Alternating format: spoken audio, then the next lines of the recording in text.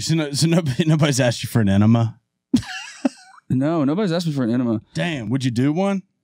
Well, I'm asking. Well, a coffee enema? I'd tell you they're good for you, but I wouldn't provide that service for you. You do enemas? I've done it with ozone gas before. I did it on my Instagram. I put ozone up my ass one time. Like gasoline? Like ozone, like oxygen is O2, ozone's O3. I put air. No, oh shit. You put fucking diesel fuel up your ass? Let's go. Now we're talking. Now we're talking. That's how I work so hard. Body fueled by diesel. That's hilarious. What are you doing? Just shooting a little gasoline at my gasoline, dude. Trying to feel something. No, more like a cinema, dude. Yeah, I don't really get many weird requests now that I think about it. You know. No, we're talking about enemas now. How often do you get enemas? I don't really do enemas often, but you've had a few. I've had them before. Yeah, coffee enema. I've done a coffee enema before. What's that like? Is it a rush?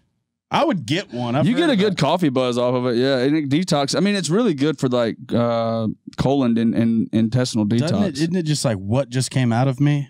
Yeah, and it's also like a weird, like you have to like separate from the weirdness of it because like you're putting a tube in your butt and flooding. We're just being earnest. And flooding coffee beans into your butt. Ground up?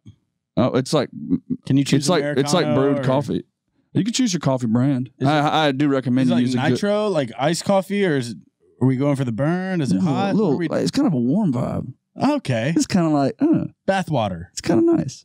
I think I want a coffee enema, dude. We could definitely do that on like a segment of a pod and like put you through a coffee enema. That would actually be funny. I think just drop like a curtain from the waist down. I would literally help you do that just for the content of how amazing that would be. We can get you all like popped in and like, oh yeah. I need to be popped out for that. Yeah, you're gonna have something popping out, but don't know what that means. I don't know either. It sounded like it went there. It just didn't go well. I think it did go there. Yeah, I would like you to go ahead and put your name next to the guy that took it there. So Bobo says if you get a coffee enema, something's going to be popping out. And it's up to God to figure out what it is. That's true. Something I want to talk about at some point on the pod is, and I don't want to get into it now because it's more of a longer conversation, but I'd love to chat about microdosing. Can we talk about it right now? We can. I've talked about it on my podcast early on. I've talked about it on Bussin' with the Boys. I think microdosing with mushrooms is like maybe one of the best things that's, I wouldn't say it's turned into like a social interaction thing yet, but like mushrooms don't have the taboo stigma that come with them like they did a few years ago. Right. Where like, I don't know. I just feel like there's so many people now here and in LA that are on the microdose thing where it's not tripping. No. And we can talk about that a little. It's not tripping at all. It's just kind of like a, like I've said, at the end of the day, you look back and today was a better day. Yeah. And you 100%. Smile a little more and you worry a little less. Yeah. And if that isn't something you want to sign up for, then check yourself. Yeah. I think that mushrooms or psychedelics as an entire blanket, we'll just throw them over all psychedelics, which I guess would include LSD and, peyote and ayahuasca and DMT. That kind of is the big blanket over all of them. But mushrooms, to me, being the safest, most herbal, natural way to talk about those things. But, they actually, I believe they will somewhat eradicate or at least cut in half the usage of antidepressants. For sure. And that's the reason that you probably see the FDA and all these big, large pharmaceutical governing bodies pushing against it. Because the moment that it's completely legalized in the mushroom world, it will truly change the way we use psilocybin. But it also change the way we use antidepressants. Oh, right. Because all those antidepressants come with tons of risk, right? Yes. And mushrooms, truly, especially at lower levels, like there's so much literature, they're unbelievably safe. Like unbelievably safe. Yes. So it's like you could choose something with basically no side effect profile, or you could choose a synthetic compounded medication that you're a guinea pig for. That comes with it. And everybody responds to it differently. Yeah. And it's like, and exactly 10 years later, a thing might come out. They're like, hey, by the way, like you're going to die in 10 years because of it. Yeah. I mean, I was on antidepressants for 4 years and maybe almost 5 years. And now I know that some people require to be medicated. And that's for real. But the transition out of antidepressants, and it was like it was cold turkey how I stopped, which was probably bad because I definitely withdrew coming off of antidepressants. Yeah. And weed was my landing place out of that. But now microdosing for me, I can't imagine like taking a medicine pill instead of just having a little bit of a micro vibe, because if you haven't ever done it, it's tough to explain, because it's not psychedelic by any means. No, it's really just your day's happier. It's the best way to put it. You're not necessarily geeking out, giggling or anything. No, you're usually more focused, more locked in. At the end of the day, you're like, oh damn, I responded to all my day's activities better than I would had I not microdosed. Yeah.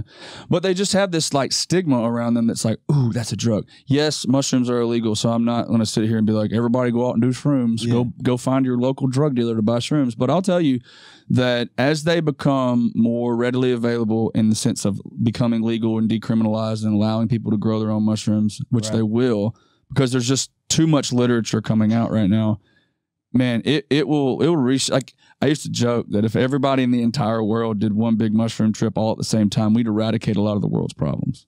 Yeah. Because you'd eradicate the way you see each other, the way you see your fellow brother or sister, like the way you interact with people. Like, you could change and shape the way the world views itself. And a lot of that's because there's medical things that actually support that, right? Like there's a lot of medical research that supports these things. It's not just like, oh, I did a drug and I felt something and that's why I'm going to change my life. Like, it's not that. Like, it's not all just going to Bonnaroo and doing shrooms. Yeah. You know, I usually tell people that like there's this thing called the default mode network that's in your brain. And it basically is this pathway of thought that's almost habitual thought. And there's a good documentary on it on Netflix, and it describes it as you're skiing down the mountain, right? And you keep going down the same mountain over and over again. Your regular thought is that.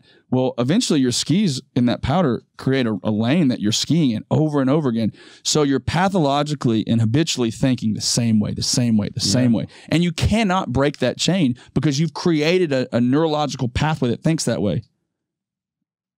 In come mushrooms, and that's fresh snowfall. So that snowfall falls down, covers it, and now you're skiing down a brand new set of pow-pow. Brand new trip down the mountain. Exactly. And now you can think outside of how you were thinking habitually.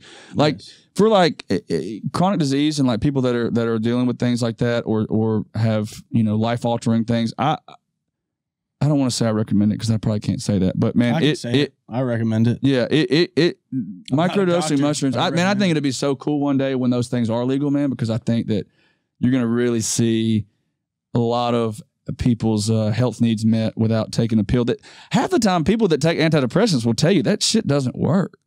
It makes people, and it makes you more tired. In a way. I mean, not a people are, you know, maybe they do need their medicine, but at the same time, where it's like, I can tell a difference from me on medicine versus me off medicine. For sure. And I like me off medicine past the withdrawals better. Yeah. Where I can actually feel. And I think too, like with antidepressants, like depression's real. It's a medical need. 1,000,000%. 100%. Yeah. But I feel like there's got to be a better option than shutting down your system a little bit. You know, like what those antidepressants do. Like they're not that it makes somebody a shell of themselves, because I don't want to say that, but it definitely alters who you are a little bit, you know? Yeah. And the Mind Explained is what you're talking about. Is that the one? Yeah. I think that actually is it. I was just reading descriptions. It talks about default mode. Yeah, it might be the Mind Explained, or it's the how the mind works. I think it's the How the Mind Works, and it's called, and like there's an episode called Psychedelics, because it talks about LSD and mushrooms or psilocybin and again, like I don't think it's about, again, I think that mushrooms could be used as a medicine and not as a drug. Right. You know? And if we would allow them to be legalized, the amount of research and things that would come out, we could do so much with that. Right. But again, Big Pharma is going to shut that down as long as they can. The same reason Big Pharma doesn't like the IV world, because there's things that are treating people that aren't medications that they can make money off of. Remedies. Exactly. IVs are the same way. Mushrooms are the same way. That's why weed got fought for so long, because, or it's still being fought by a lot of states, you know, because it's taking away from the anti-inflammatory industry. You know, CBD's uptick has been so beneficial in that. I have a CBD line. I have a topical cream, and I have tinctures and stuff that I use. that are my companies as well. And I think there's such a benefit there, but you're always going to be fighting against big pharma because they're making trillions of dollars off these drugs and they want to protect that. And money protects you. You know, if you got money like big pharma does, you can protect your own interest for a long time. Yeah. Even if it's not in the best interest of the American people. Yeah. Are we getting close though, you think? I think mushrooms are about 10 years off. What about weed? Like Tennessee weed? 3 years. 3 years. For medical or recreational? Medical. New York just became rec, right? Yeah, rec's here. Yeah, they did. Rec's probably, I bet rec's five, probably 5. But I think there's times I think it may be federally legal before it's legal or rec legal federally than it is in the States or than it is in Tennessee. Right. Hey, want to build transportation? Legalize weed and it'll pay for it. Man, so much tax. That's the other thing. You can make so much tax dollars off of it. And if you look too at the states that have made it rec, you haven't lost, like, it's not like your drug, it's like, you know, they talk about it as a gateway drug. Your deaths of like heroin and stuff haven't gone up. You need to get your doctor to stop writing damn Percocets. Yes. Like, prescribe marijuana, they're not going to go do heroin. You get them addicted to Percocets, what they're going to do, as soon as they can't get their Percocets off the street, they're going to start paying a lot of money for that. Next thing you know, they're buying this fentanyl-laced drug or this heroin because it's what they can get. Yeah. And you got them addicted to that. Instead, you could... And then they're treated like criminals and not fucking products and not products of the system. Exactly. Yeah. It's a broken system. And now it's like, you know, if you could just give somebody, like, you have not seen an uptick at all in the states that have been made recreational of illicit drug use or illegal illicit drug use at all. So it's like, clearly what we were taught about gateway drugs is not really the case. Like, marijuana is not the gateway drug. Right. If it was, California would have had a lot more heroin use, crack use, cocaine. Like, it would just have more. Weed might be the gateway drug they refer to, like in high school, where the first thing you're gonna do that's like outside of the box is probably smoke weed. Yeah. But like in the grand scheme of how shit works, motherfuckers are smoking weed. That's not what's gonna make them go make poor decisions. Yeah. And again, I might miss my exit and eat way too many brownies and forget to get the eggs. Yeah. For Delaney. Sorry, Delaney. But that's it. And well, my big thing with it is not to say go smoke weed and eat shrooms. My thing is just be more aware of what you're putting in your body and be cognizant of, you know, there's going to be things that eventually become legal that you shouldn't be so closed-minded to solely because someone as you were growing up told you that. Because the only reason that person told you that is because they were once told that. Yeah. And who told them that? Is society who's created and cultivated this. That was when the war on drugs are the best. The war on drugs. Yeah. Well, what's the difference in a Percocet and a Zoloft as opposed to psilocybin and THC? Like, truly, what's the difference? Well, one's grown and is 100% a naturally grown product, and one is synthetically made in a lab with a shitload of side effects. Yeah. I mean. They're both drugs. If you want to call them drugs, they're both drugs, right? The Zoloft and Percocets are no lesser drugs than marijuana and psilocybin, right?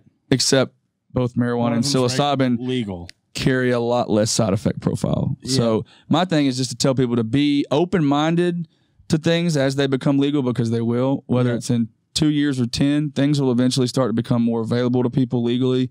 And there's just too much medical research and literature that supports the benefit of those things, man. It's crazy. Just being earnest. Just being earnest. Just being earnest. Just being earnest.